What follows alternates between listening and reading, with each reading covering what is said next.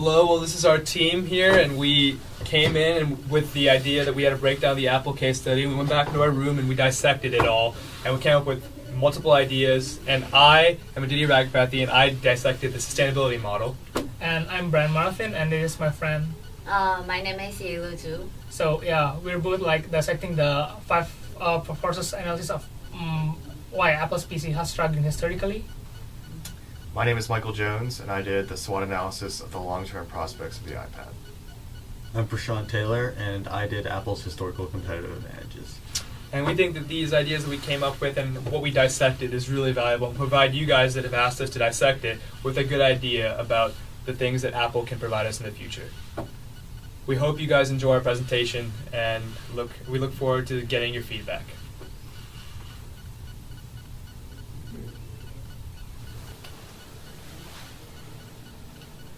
I'm going to be talking about Apple's competitive advantages historically. First is ease of use. Apple historically has a corporate culture of making products that work and work well. This came from Steve Jobs' belief that products need to be user-friendly. The next, historically, is design. And simplicity is the ultimate sophistication as part of Apple's design culture, and it has allowed it to differentiate itself from its competitors. Apple has released iconic and innovative products that have had as much thought into design as internal hardware. Next is marketing. Apple uses marketing to develop its reputation and brand equity by differentiating its products. Apple has become a status symbol among teenagers through its marketing program, such as the Think Different campaign, and it has allowed it to induce a differentiation aspect which makes it worth the extra cost. The next is retail. Apple has the ability to, with its retail stores, for customers to walk in and out and try out any of their products and obtain customer-friendly service. The next is product and service integration. A tightly controlled product environment allows them to control the user's experience with products. The products offer a unique ecosystem that combines everything in called iCloud with new technologies. Steve Jobs called it digital lifestyle. Next is gross margins. Even from the Macintosh, Apple's charged higher prices and reached greater gross profits and higher margins. Innovation. Apple historically, the best competitive advantage is innovation. The iPod was the first MP3 player that could hold 100 songs and incorporated hard drive technology. The Apple I led to the personal computer category. It historically has excelled at this. And finally, supply chain expertise. Apple has one of the most efficient supply chains, which allows it to get a product more cheap and more efficiently than its competitors and get it to customers.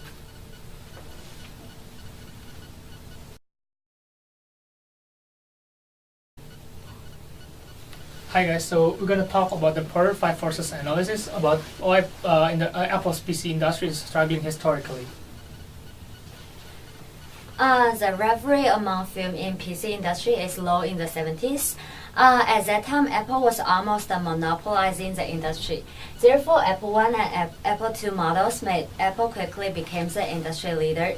But Apple's competitive position changed when IBM entered the PC market. The entrance of IBM dramatically raised the intensity of rivalry in the 80s. The high intensity of rivalry remains till nowadays. A large of numbers of firms emerged after IBM, such as HP, Dell, Lenovo's. The increasing number of competitors also increased the intensity of the rivalry. The high exit barriers also make rivalry intense. Okay, and next one I'm gonna talk about the substitutes of PC in the 80s.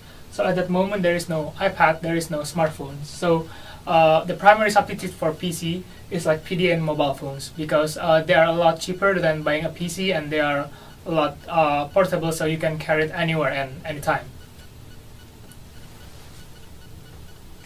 The buyer power was very weak in the early time, just like Brian said. There are no smartphone and iPad, so there are no substitute. We also like the commonly used, so buyer were uneducated regarding to the product. The buyer power keep increasing and becomes very strong today because the PC buyers fell into these 5 categories, and the home consumers account nearly half of PC shipments.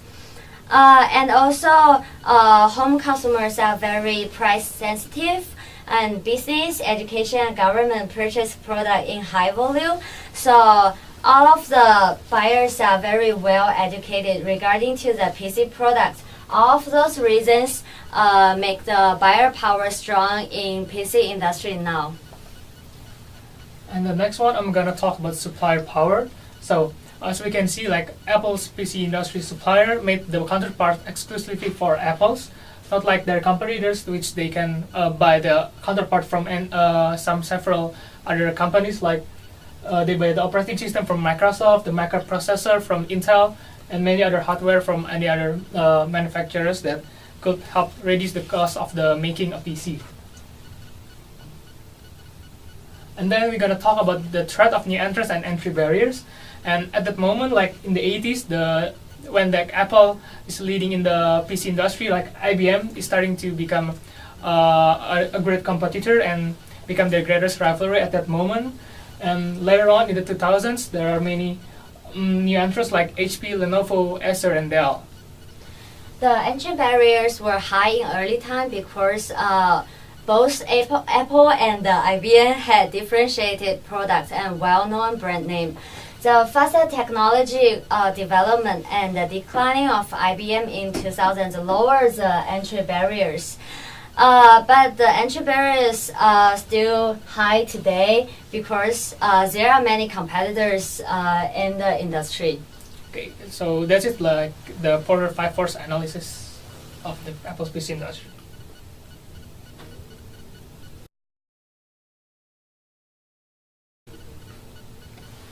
Alright, so we're here to talk about sustainability and the sustainability of the Apple brand.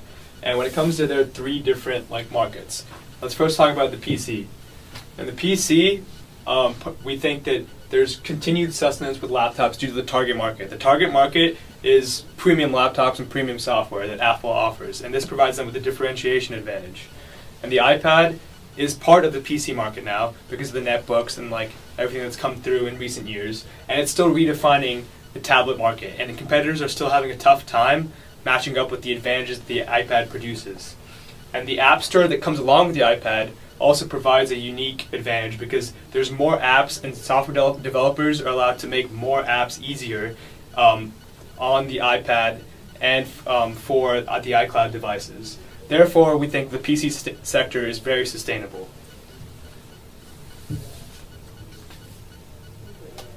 Now, the MP3 market it's a different situation because the MP3 market was at one point the new thing, but now the market's really depleting because of the introduction of the smartphone and its incredible capability. So the market is still very sustainable because the model that they have in place with the supply chain and with the design, which have always provided them competitive advantages, will always be there. And with the introduction of the iTunes Radio, the MP3s that Apple dishes out provides the consumer with more than the other competitors. Therefore, the MP3 market provides an unparalleled ease of use, and it offers the customer something that other competitors can't. Finally, comes the smartphone. Here, with the smartphone, this is Apple's least likely model of sustainability because in recent years, Samsung and other Android users have been able to compete with the iPhone with new products, new models, newer technology, cooler technology, and though Apple always has had and led the smartphone market, its competitors are slowly catching up.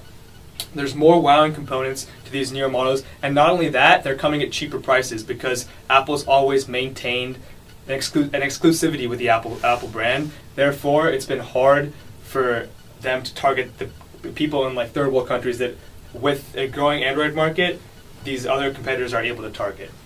So therefore, the model sustainability, I don't think will be there for the smartphone. However, all in all, most of the three markets are very sustainable. With the smartphone market, Apple needs to step up their game when it comes to developing new products and being the leader, as it once used to be when it came out with the iPhone.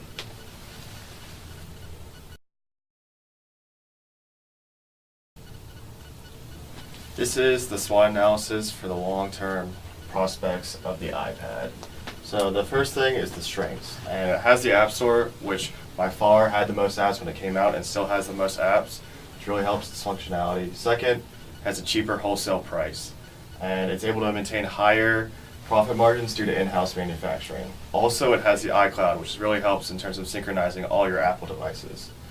In addition, Apple's reputation for high-performance devices also helps with it, and it has some features that are patent protected, which helps against competitors. Also, it gets commission from its bookstore. Its weaknesses are that it's expensive, it lacks the functionality of a desktop, and the wireless version is much more expensive and not really that feasible for consumers. Third, its opportunities is that it has a 1-year lead on the market, which in terms of innovation helps a lot in terms of developing more functionalities for the iPad. Also, it can create a smaller low-cost iPad against its competition to more directly compete with the cheaper options. Also, they could create an iPhone-iPad hybrid that would compete with the smartphone market and take away from the cheaper tablet market as well. Its threats is that it's become a highly competitive market, and at least 20 major mobile manufacturers have come out with a tablet by 2011. So that was the year after they produced the iPad, and many are cheaper. Also, there's been the development of a Microsoft Windows tablet, which in terms of functionality with PCs is much more compatible. The Nook also provides a better bookstore offering. There's similar offerings to the iCloud. There's also legal battles over tech companies about the tablets, and that is the SWOT analysis of the iPad.